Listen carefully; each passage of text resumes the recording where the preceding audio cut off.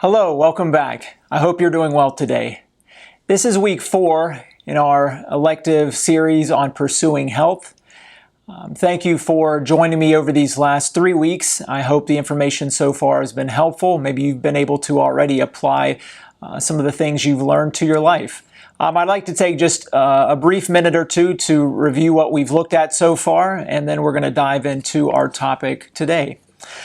We looked in the first week at the biblical foundation of pursuing health, why that's important. We looked at the fact that our body is the temple of the Holy Spirit and that we are to be good stewards of our body for the purpose of serving Him wholly and completely and not being limited with our bodies. We also looked in week 1 at the topic of exercise and why exercise is an important aspect of being healthy, that we should focus on trying to exercise for 30 minutes a day, 5 days a week ideally.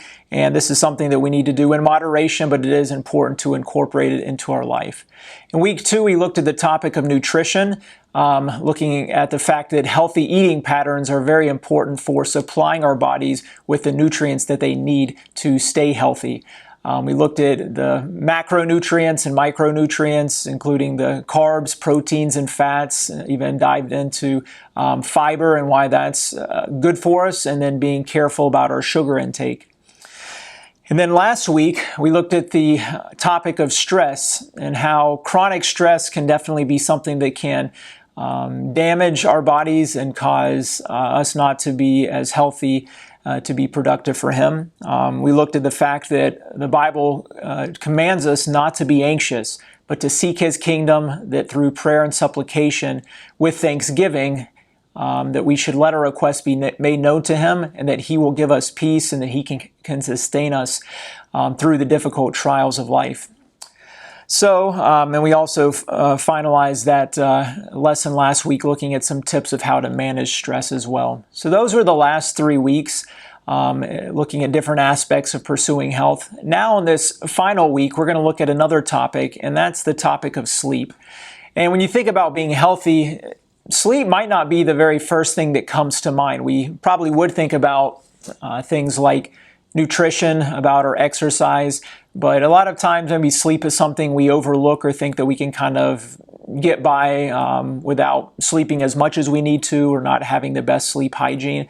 So today we're going to look at some important factors of why sleep's important for our body, what's actually happening to our body while we sleep, and some tips and things to look at that can help us to have better sleep hygiene. Also, it's some verses and see what the Bible has to say about sleep as well. So I hope you'll stick with me for the next number of minutes as we look at this topic of sleep.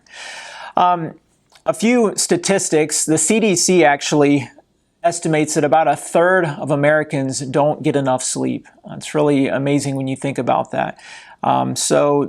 The Institute of Medicine also estimated that anywhere from 50 to 70 million Americans would be categorized as being sleep deprived.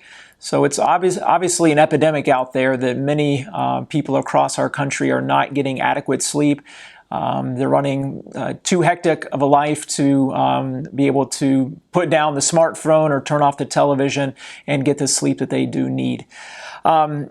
There was another study I saw as well, this was a number of years ago, that over 9 million Americans take some type of prescription sleeping pill to help them sleep as well. So it's really amazing the number of people that do not get the sleep they need or that have to get medication to help them sleep. And we'll look at some of the reasons why that may be the case and some topics, some tips that can help you to have good habits and making sure that your sleep regimen is correct and being beneficial to aiding your body and being healthy.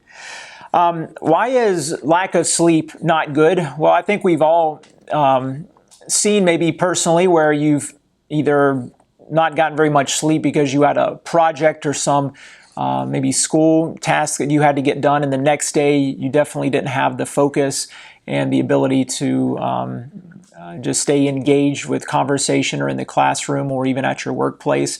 But chronically, if someone is sleep deprived over many weeks and months and years, it actually can lead to some pretty serious side effects. Lack of sleep has been actually linked to many chronic diseases. Those would include heart disease, even obesity, and type 2 diabetes. So there are some serious ramifications of not getting adequate sleep. Also, your immune function definitely will suffer if you are not getting the sleep that you need. And then lastly, your mental health can also decline if you're not getting the sleep that your brain and body needs to refresh and restore itself. So let's look at a little bit more kind of medically what's happening in our brains and our bodies as we sleep. You know, God did make our bodies to sleep. That was something that He has built in that we need to have to repair, to heal ourselves. There's even some verses we're going to look at here shortly that talk about God's gift of sleep to us. And when you think about it, sleep, it's something we do about a third of our lives. A third of our lives is taken up with sleep. And that's quite a large amount of time if you really look at how many hours that amounts to. But this is important time for our body, and we're going to see why here. So when we go to sleep, you may think, well, what's happening in our bodies? What's happening in our brains? You may think that the brain just kind of shuts down. Maybe you think of it like a car engine where you turn the keys off and the engine comes to a complete stop and nothing's happening. Well, that's actually the opposite when you look at our brain and what's going on. So as you go to sleep, your brain is actually still very active with things going on in the background. There's a lot of biologic processes happening as you sleep. The brain and the body are using this time to repair itself and to restore function again. It's an important time to allow healing and repair to take place. You know, one of the most important things that happens as we sleep is the brain is actually using that time to reorganize cells and restructure things and actually to create long-term memories. That's why one tip I remember in school, they would say you should study and review your notes even right before you go to bed or late in the evening. And then that way, as you're sleeping, your brain is able to help to solidify and store that information in your brain as you're sleeping. So that's an important thing that's going on as you're sleeping. Another important thing that's happening as you sleep is your body's clearing out toxins, especially in the brain. There's a whole, it's called the glymphatic system, where it's basically outside the cells, it's pulling away different molecules and things that maybe have been byproducts of all the activity going on in the brain during the day, and the body is taking that and washing it away and kind of resetting itself to get ready for another day. So these are processes God has put into place. We don't have to tell our brain to do that. It just happens automatically. But in the wonder of our body, that's something that God has put in place to help to restore and bring our brain back up to full function. So it's important that we're giving it the time to do some of these processes and to heal itself. The brain is not only the only organ that is benefiting from the sleep. There's also many other organs that are repairing. Even you think about the muscles, many of the other glands in our body. Those are using that time as we sleep and rest and are still to repair and rebuild so you can be fully functioning again. There's even hormones that are released at nighttime that we'll look at in a few minutes that are important for our health as well. So as we've kind of touched on, all right, we know many Americans are not sleeping as much as they should. Sleep is important. There is activity and things going on to repair and heal our body. So the question you might be having is, well, how much should I be sleeping? According to the National Sleep Foundation and other sources, most adults should be seeking to sleep for at least 7 hours or more. So it's a minimum of 7 hours of sleep a night is recommended. Now, there are some people that can get by with sleeping less than that and they seem to function fine, but as a general rule, that really should be your target, to sleep 7 hours or more a night. For younger people like teenagers, it's recommended 8 or more hours is a good goal to shoot for.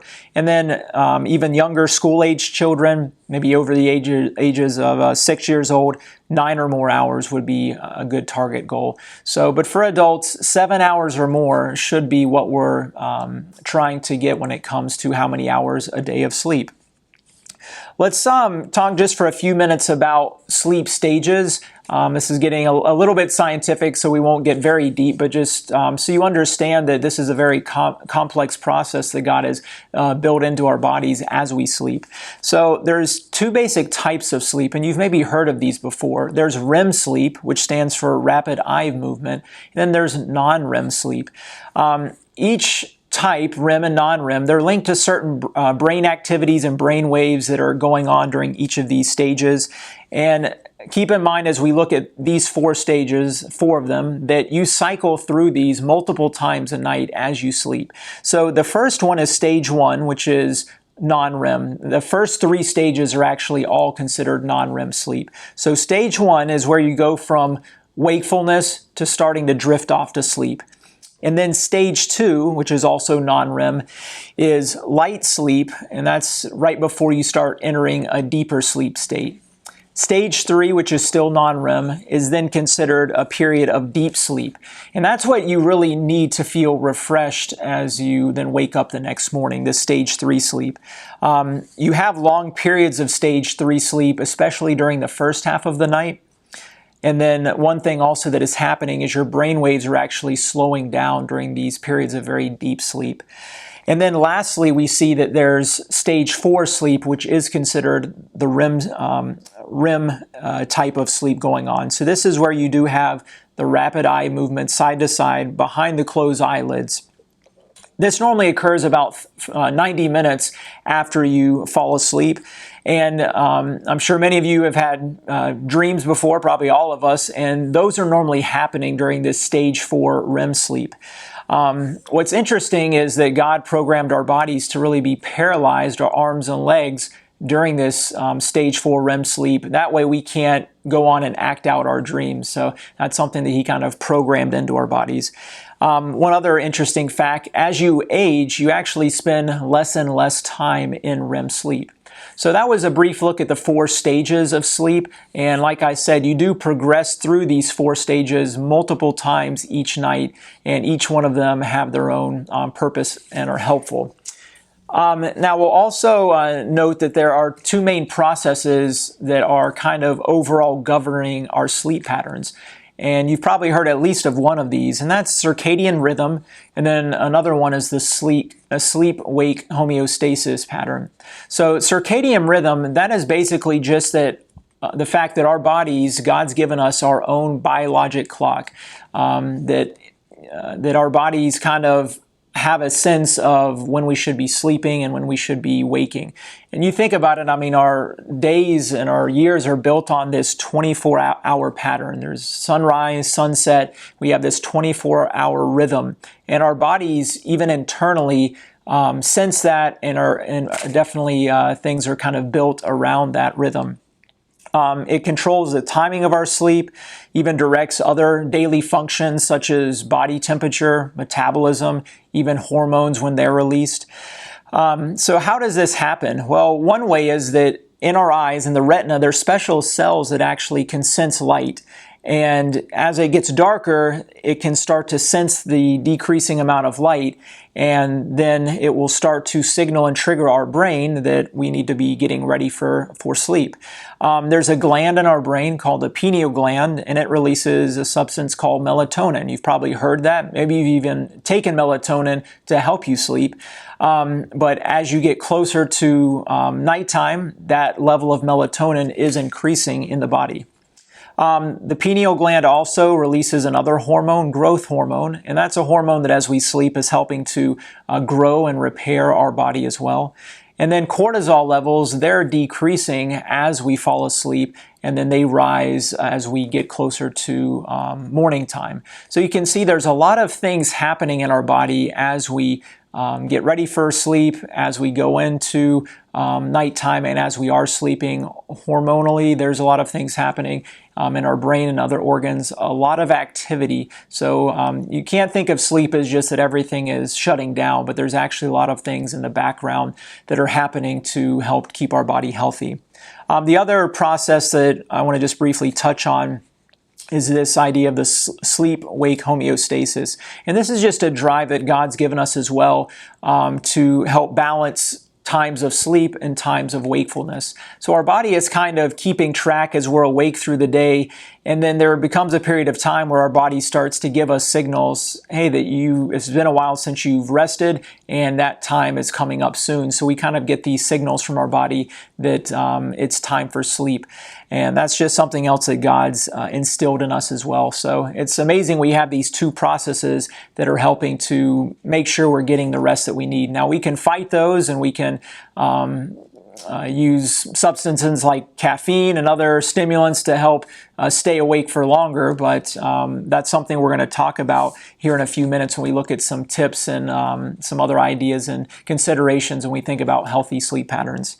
One thing I do want to talk about briefly in regards to sleep disorders, and this is a very common sleep disorder that is underdiagnosed, and that's why I want to just take a minute or two to talk about it. Maybe some of you have already been diagnosed with this, but maybe some of you can resonate with some of the symptoms that I'm going to mention, and that is the topic of sleep apnea.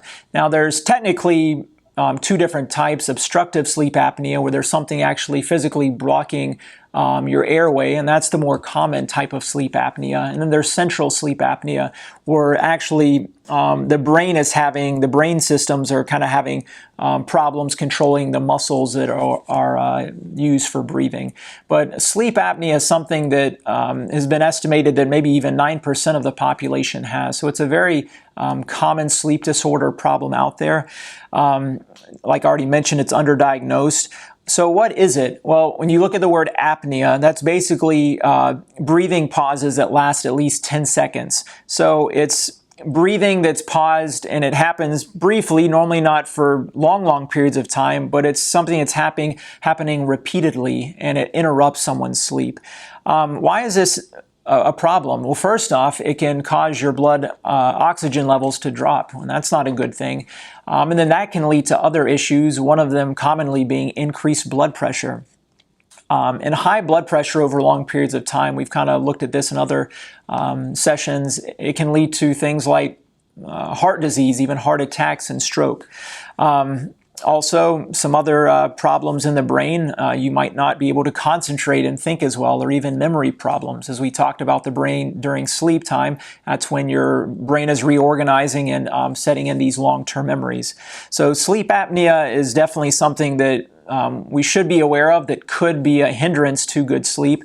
What are some symptoms that you, or maybe someone that you know, that could be kind of clues that they may have sleep apnea? Loud snoring, choking, gasping for air as you sleep, those would be signs that there might be an underlying sleep apnea issue. And then when you wake up in the morning, do you have frequent morning headaches, irritable, seem to be sleepy a lot during the day? Those may be clues that you're not getting adequate sleep, and it could be that sleep apnea is playing a role in that.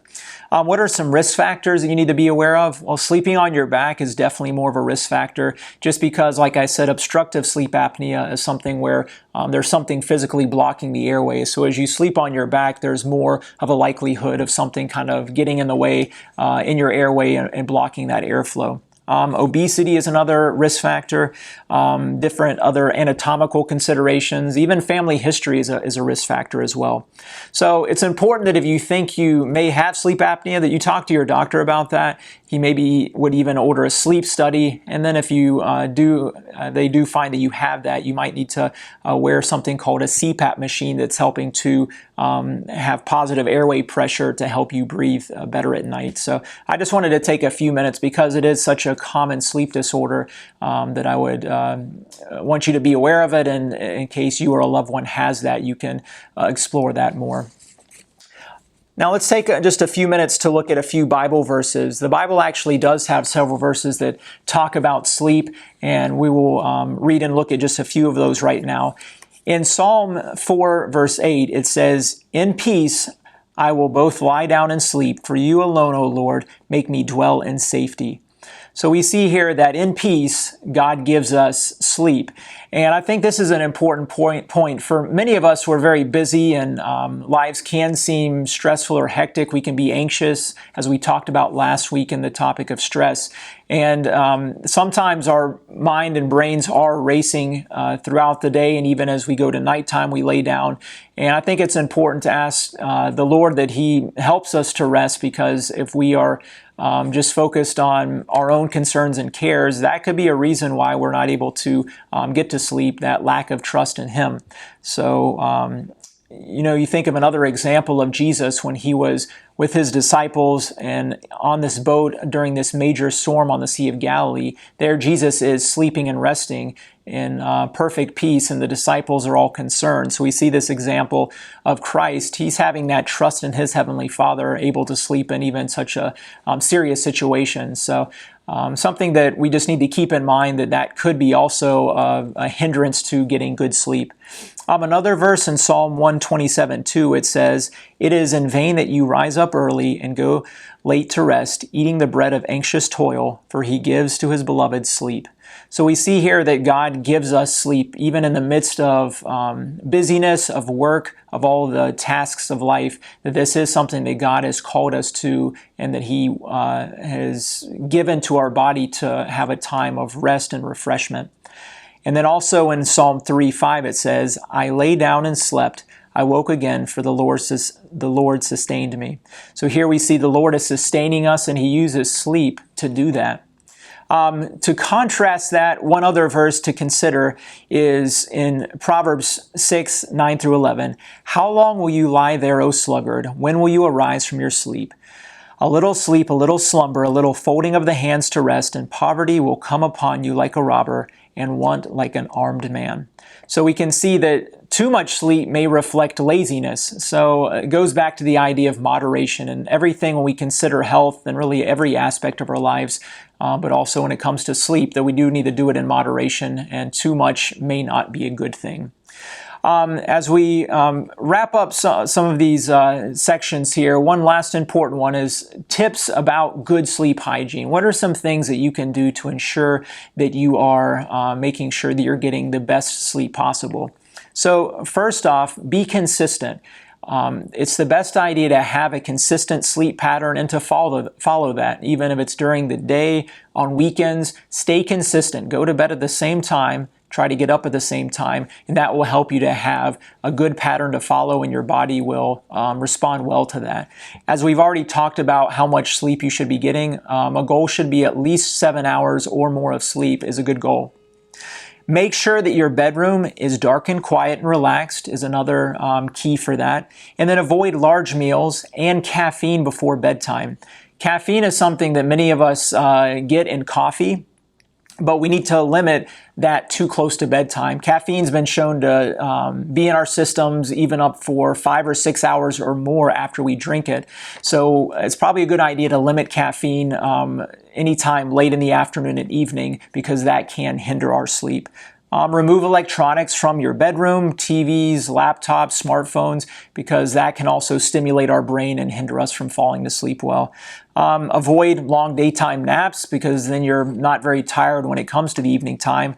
And then even exercise. Getting good physical exercise can actually help you to rest and sleep better during the day. A few online resources you can consider. The Sleep Foundation, which is sleepfoundation.org. They have a lot of good information about sleep, and also the CDC as well.